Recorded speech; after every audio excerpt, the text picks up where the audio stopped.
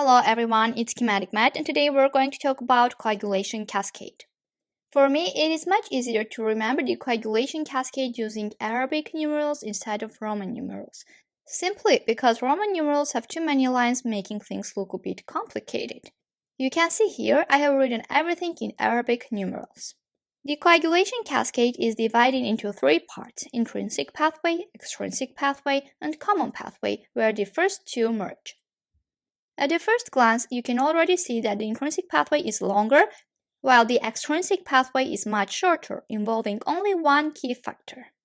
Intrinsic pathway starts when there is damage to the surface of the endothelium. The kininogen kallikrein system activates factor 12.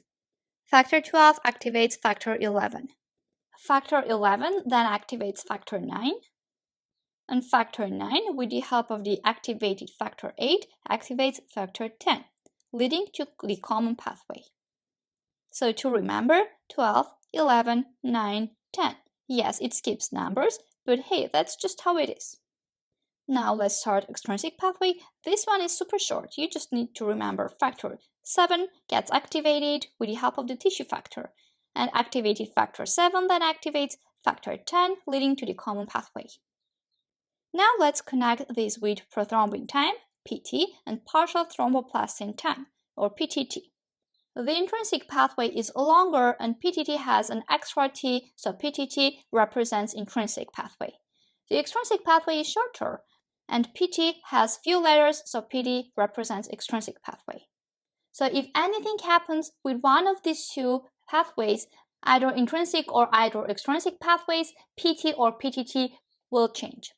Now, in the common pathway, factor 10, with the help of the factor 5, converts prothrombin factor 2 into a thrombin factor 2A activated 2. Thrombin then converts fibrinogen into fibrin, leading to clot formation. Finally, factor 13 cross-links fibrin to stabilize the clot. Now let's quickly talk about the medications that can affect the coagulation cascade. Warfarin primarily affects vitamin K-dependent factors.